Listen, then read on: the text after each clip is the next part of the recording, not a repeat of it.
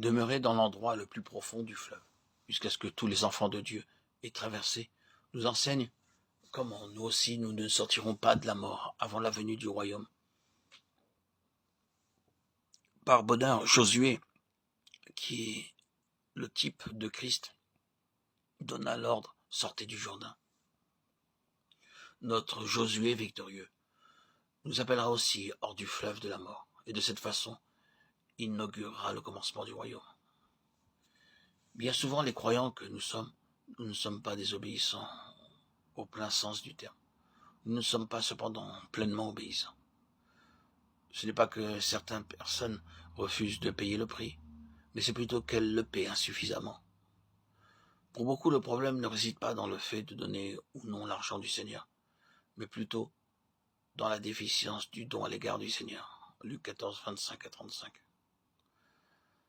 Gethsémané est accessible par le chemin de la croix. Sans l'œuvre de la croix, nul ne peut dire « comme toi tu veux » Matthieu 26, 39. Nombreux sont ceux qui aspirent à l'appel d'Abraham, mais qui ont en horreur la consécration du mont Moria. Suis-je irrité par la vie facile et sans souci de mes voisins? Qu'importe cela. Dieu me place dans le lit du fleuve pour être son vainqueur. Il permet que je sois enchaîné afin que d'autres entendent la bonne nouvelle. La mort œuvre en moi, mais la vie dans les autres. C'est la seule voie pour la vie.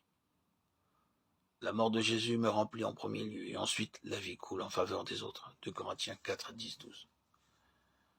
Que fait le vainqueur de Dieu? Il se tient dans la mort de Christ pour que les autres reçoivent la vie. Nous devons donc expérimenter la parole de Dieu avant de pouvoir l'apporter aux autres. La lumière de la vérité doit d'abord devenir vie en nous, avant que cette lumière ne puisse être transmise aux autres. Dieu accorde à ses vainqueurs de voir la vérité et de l'expérimenter dans leur vie afin qu'ils puissent en retour conduire un grand nombre à l'obéissance de cette vérité. La vérité doit prendre forme en nous et devenir partie intégrante de notre être, avant de pouvoir parler aux autres de la foi, de la prière et de la consécration. Nous devons d'abord en avoir l'expérience, autrement, ce ne sont que des expressions sans substance. Dieu nous conduit à travers la mort, afin que d'autres puissent vivre. Nous avons besoin de passer par les souffrances et la douleur avant qu'il ne puisse y avoir la vie dans les autres. Nous devons en premier lieu nous tenir dans la partie la plus profonde du fleuve pour apprendre la vérité de Dieu.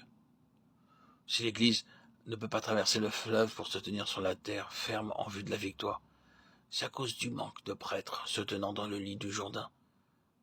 Seuls ceux qui demeurent dans les profondeurs du Jourdain pourront éveiller de l'intérêt chez les autres. La vérité profondément formée en moi incitera les autres à la recherche. Beaucoup de vérités divines attendent d'être structurées en nous. Quand nous laissons la vérité œuvrer et se constituer intérieurement, nous permettons alors à Christ de grandir en nous. Les vainqueurs reçoivent la vie d'en haut pour nourrir le corps